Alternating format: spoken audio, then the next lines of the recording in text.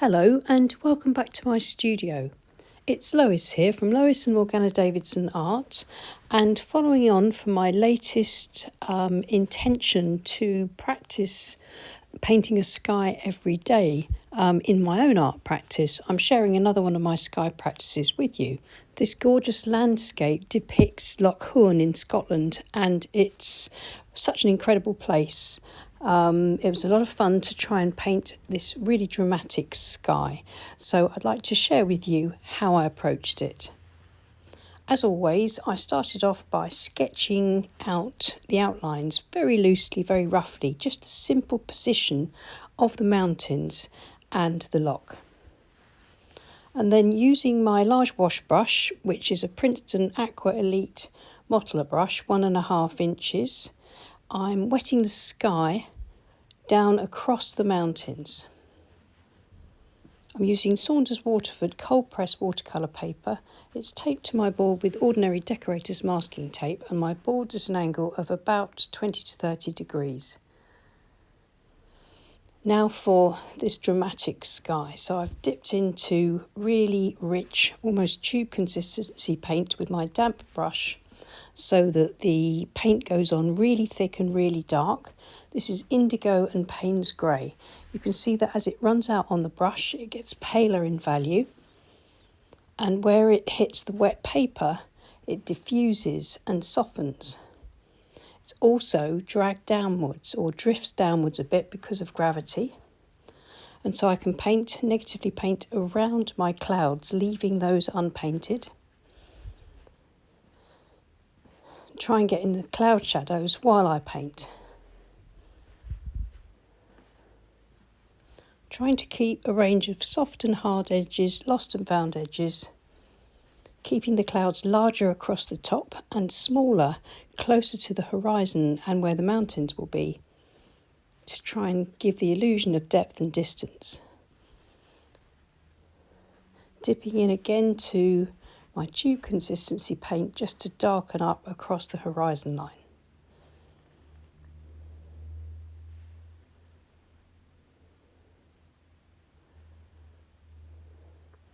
Now I can sweep a little bit of that indigo across horizontally to start off the look of the water in the loch. And then coming forward, I can put in a bit of paint that just starts off the land. This is sap green, added to my other colours. Just sweeping the sap green across the front, I only want to suggest the foreground because the star of the show is going to be the loch, the mountains and the sky. This is sepia. Using the corner of my flat brush just to apply this around the edges to create the canopies for some trees. This is a clean damp brush. I'm just using it to soften a few harder edges or patches where I think the paint has gone on a little bit too thick. Just thinning things out a little bit. Have to be quick, because if I fiddle with the sky too much, I'll get some nasty marks and runbacks. So it's my foreground paint just about in position, just pulling a bit of that down the other side of the trees, leaving a gap there so that I can have some tree trunks showing in that gap. Using my palette knife, I'm scraping through the rich paint, dragging it in places, and I'm just going to create the suggestion of tree trunks and tree branches joining the canopies of these very loose trees in the foreground.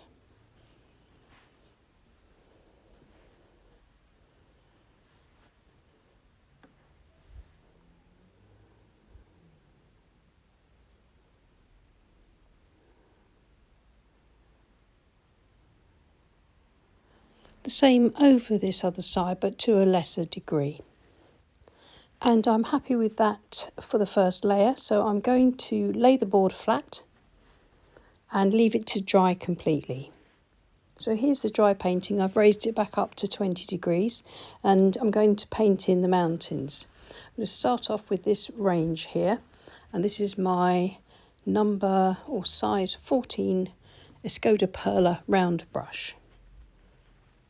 I've got a nice dark mixture of indigo and Payne's grey with a little bit of sepia in it. I'm following my faint pencil lines, which I can just about see through the washes.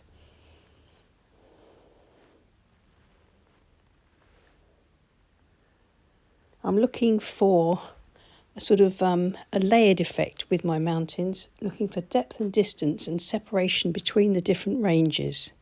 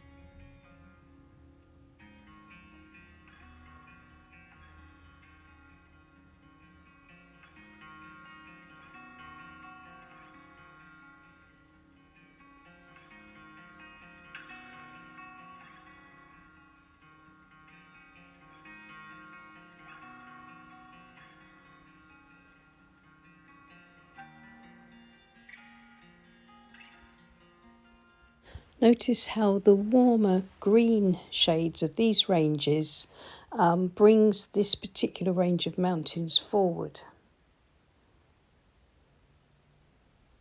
Now I've added more raw umber to the mix, just to keep this closer range distinct from the ones behind it. Slightly warmer than the green, this sort of brownish colour. That brings this forward. Once I'm happy with my mountain ranges, just before everything dries, I can use a clean damp flat brush, just using the tips to soften across the base of the mountains, and then I can use it just to drag a little bit of paint up to the white borders that I've left between my ranges so the colours don't bleed one into the other. I want just enough separation but without it being too obvious. And now I'm going to use my palette knife and I'm going to scrape through this rich paint. Some of it's dried, so you can see the dry layer showing through where I scrape back the damp layer, and that gives me subtle hints or suggestions of sunlight on the mountains and the texture of the different formations, rock formations, seen from a distance.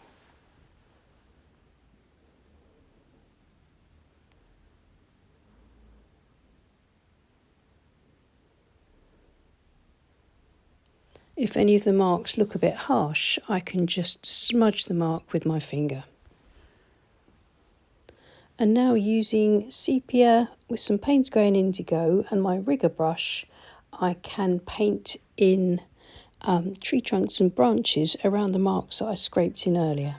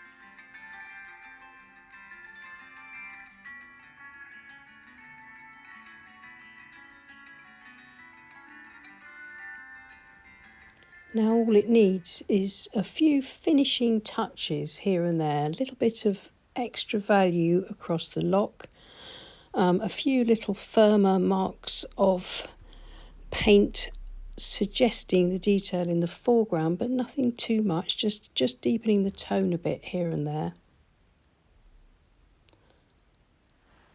And then just maybe just softening back underneath the mountain ranges a little bit, just to sort of straighten up where they meet the water.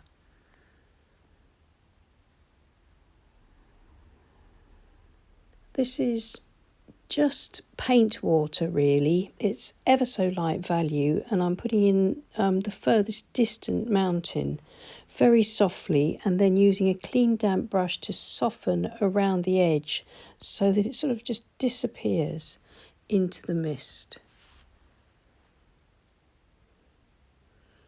And then a narrow band of tone, making sure I keep that light in the distance on the water. It's really important. And I'm just going to soften that hard edge in the sky. It's a little bit hard there, so using a clean brush, I'm sort of just scrubbing away at that edge quite carefully, and then I'll dab it with a tissue and just see if I can soften that edge a little bit more. It's not quite where I want it to be yet, so I'm going in again. Make sure your brush is really clean for this, and you can see how that edge is now much softer. Maybe a few more branches with the rigger brush.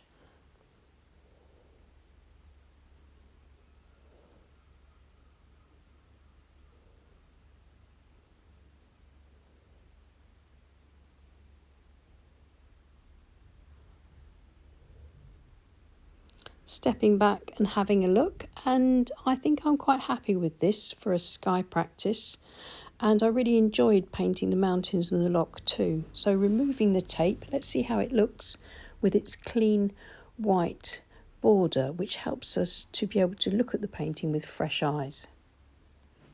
And looking at it here with the colours as they are in real life, you can really see how beautifully the indigo shines through and complements the greys and the browns and the greens. I really enjoyed painting this, and I'm so glad that I decided to do a few weeks of daily sky practice, as I feel that already I'm beginning to see some improvement. It's like with any skill, the more you practice, the more improvement that you'll see. And it's really important not to worry if things go wrong. I mean, I think this sky here is a bit overly dramatic. It's gotten away from me a bit, but it was a lot of fun to paint. And it's made me realise that I have an area or plenty of areas that I need to practice in. And I think maybe one of the most important rules or guidelines for practicing your skies or any aspect of painting is to let yourself get things wrong. Try not to be too much of a perfectionist. Otherwise, you'll find that gets in the way of uninhibited and playful practice, which is where you will really discover the amazing effects and build skills. So that's it from me for now. All that's left to do is to thank you so much for watching, and to thank our wonderful patrons on Patreon for their support. So I'll see you again soon. Take care and happy painting. Bye.